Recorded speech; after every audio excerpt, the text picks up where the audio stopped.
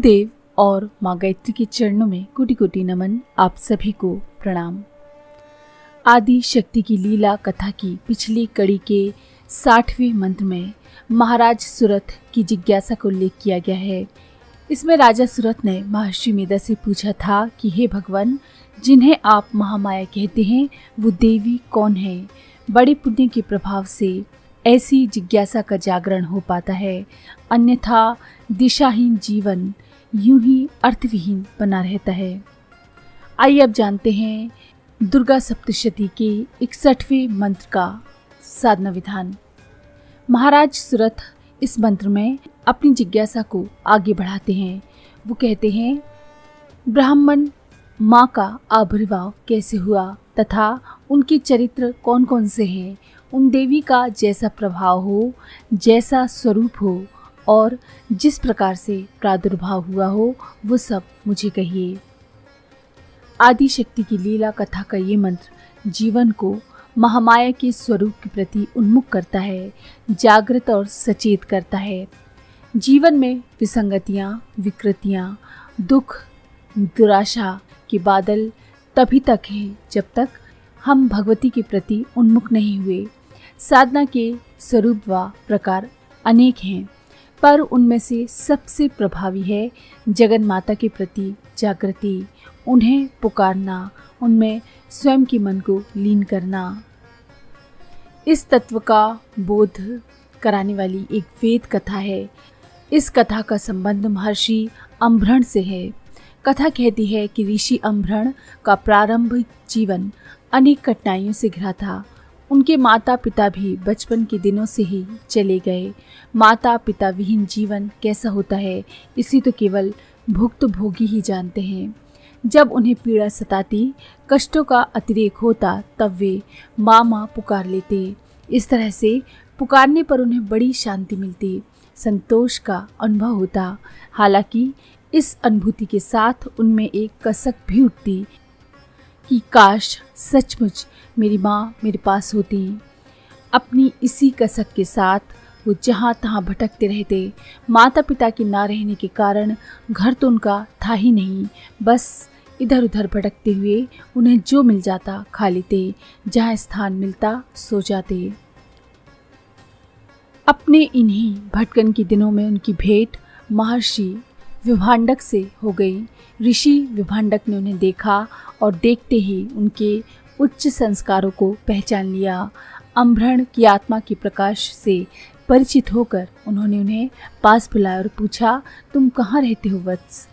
उत्तर में अम्भृण ने कहा, मेरी माँ नहीं है, इसलिए मेरा कोई घर नहीं है। विभांडक ने उन्हें पुनः जानना चाहा, क्या तुम विद्या अध्ययन करोगे?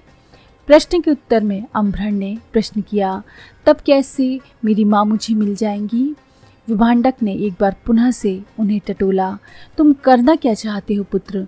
उत्तर में अम्भृण ने उनसे कहा, मैं तो बस माँ से मिलना चाहता हूँ। आप मुझे मेरी माँ से मिला दीजिए, फिर आप जो कहेंगे सब कर लूँगा। इतनी कसक, इतनी तड़प, इतनी विकलता माँ से मिलने के लिए विभांडक को उन पर दया आ गई। उन्होंने विचार किया, ये बालक संस्कारवान है, निष्कपट है, निश्चल व सरल चित्त है, ये निस्संदेह साधना का अधिकारी है, जगन माता की कृपा पाने का उचित व उपयुक्त पात्र है। ये विचार करके उन्होंने अम्भृण से कहा, पुत्र, क्या तुम माँ से मिलने के लिए, प्रत्येक कष्ट सहन करने के लिए तैयार हो? निश्चित ही। इस उत्तर के साथ अम्भृण के मुख पर बड़ी अनोखी दृढ़ता थी, जिसे विभांडक ने अपने हृदय में अनुभव किया। इस अनुभूति के साथ उन्होंने अम्भृण को उसी क्षण स्नान आदि कृत्य करके पवित्र होने को कहा। उनका ये आदेश सुनकर एक आशा की लहर बालक अम्भृण में दौड़ गई। इसके पश्चात ऋषि विभांडक ने निश्चित विधियां पूरी करते हुए अपने सामने बैठे इस बालक का यज्ञोपवीत संस्कार संपन्न करा दिया। दर बदर ठोकरे खाते हुए भटकने वाला वो बालक अब ब्रह्मचर्य व्रत एवं गायत्री मंत्र में दीक्षित हो चुका था। इसके बाद तो आवश्यकता थी बस उसके कठिन तप, माँ के प्रति तीव्र प्रेम के साथ श्रद्धा व समर्पण की। ये सभी उसमें पूरी तरह से विद्यमान थे। गुरु की आज्ञा को शिरोधार्य करके उसने अपनी साधना प्रारंभ कर दी।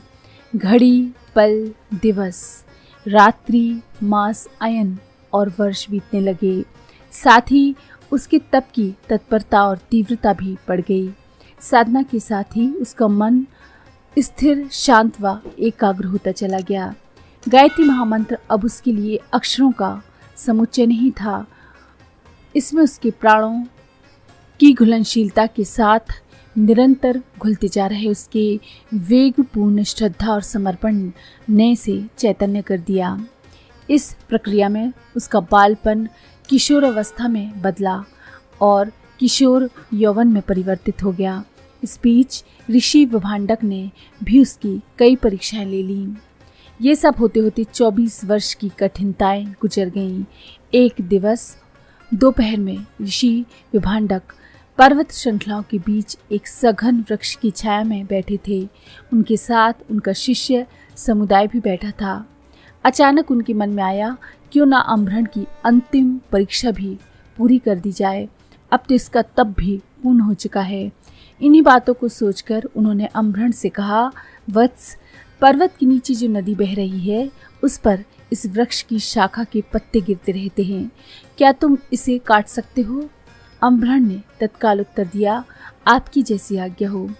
इस पर विभांडक ने कहा, लेकिन शाखा को काटते समय तुम शाखा के दूसरे छोर पर बैठोगे और तुम्हारा मुख वृक्ष की ओर रहेगा। वहां पर बैठे अन्य शिष्यों ने कहा, लेकिन ऐसे में तो अम्भरण शाखा के काटते ही गहरी नदी में जा गिरेगा। हाँ, सो तो है, विभांडक ने बड़े निर्लेप भाव से कह दिया। सभी की बातों को सुनकर भी अम्भरण का निश्चय दृढ़ था। उसने गुरु आज्ञा का यथावत पालन किया। जैसा ऋषि ने कहा था, ठीक वैसे ही डाल को काटने लगे। थोड़ी ही देर में ज्यों ही पेड़ की डाल आधी से अधिक कटी, वो नदी में जा गिरी और उसके साथ में अम्भरण भी। उनके सभी साथी सहपाठी हतप्रभ थे। इधर विभांडर ऋषि शांत मौन बैठे थे। उनके चेहरे के भाव देखकर ऐसा लग रहा था जैसे कि कुछ हुआ ही नहीं। गुरु की आज्ञा का अनुसरण करने वाले अम्भरण को उनकी गुरु भक्ति एवं तप साधना का सुफल नदी में गिरने से पहले ही मिल गया था। आदि शक्ति माता गायत्री ने उन्हें अपनी गोद में उठा लिया था। माँ के प्यार को तरसने वाले अम्भरण पर जगन माता का भरपूर प्यार बरस रहा था। अम्भरण सुखद आश्चर्य से पुलकित थे। जगन माता का स्वरूप प्रभाव उनके सामने स्पष्ट हो रहा था। ज्ञान की सभी विधियां और बोध उनके अंतःकरण में पल भर में प्रकाशित हो उठे थे। थोड़ी ही देर में भगवती की कृपा से वो ऋषि के पास पहुंच गए। उनकी प्रसन्नता और पुलकन ने अनकहे ही सारी कथा कह दी। बाद में उन्होंने इसका विस्तार अन्य जनों को भी सुनाया। माता की महिमा और गुरु की कृपा को अनुभव कर सभी ने प्रसन्नता का अनुभव किया। आइए अब जानते हैं 61वें मंत्र का साधना विधान। ये है मंत्र का विनियोग। विनियोग का मंत्र बोलकर जमीन पर 1 चम्मच जल को छोड़ दें। उसके बाद न्यास करें। न्यास के मंत्र जो दिए गए हैं उनको बोलती जाएं और अंगों का स्पर्श जो सामने दिया गया है उनका करती जाएं। उसके बाद माँ का ध्यान करें इस मंत्र से। मंत्र है ओम एम क्रम नमः ब्रवीति कथमुत्पन्ना सा कर्मास्याश्च किम द्विज यत् प्रभावा चा सा देवी यत् स्वरूपा यदुद्भवा नमो क्रम एम ओम। मंत्र का विधान है 10 माला पहले गायत्री मंत्र की करें, उसके बाद में 1 माला इस सप्तशती मंत्र की करें। इस तरह से 10 दिन का विधान है और उसके बाद सबका दशांश हवन करें। आध्यात्मिक फलश्रुति होती है। महामाया के स्वरूप के प्रति जिज्ञासा का जागरण होता है और लौकिक फलश्रुति है जगदम्बा की कृपा की प्राप्ति होती है। दशांश हवन आप घृत से यानी घी से करें। गायत्री महामंत्र के साथ इस सप्तशती मंत्र की साधना के प्रभाव बहुत तीव्र हैं। साधना के प्रति साधक की श्रद्धा और समर्पण उसे भगवती की कृपा के प्रति उन्मुख करते हैं। जैसे जैसे साधक की चेतना में मंत्र शक्ति का परिपाक होता है, वैसे वैसे उसके अनुभव भी परिपक्व होते हैं। साथ ही उसको होने लगती है माता की कृपा की अनुभूति। इसी के साथ जीवन के संकटों का भी शमन होता है। एहसास होने लगता है नई सुबह के आगमन का। उज्जवल जीवन की स्वर्णिम आभा स्वतः ही प्रकट होने लगती है।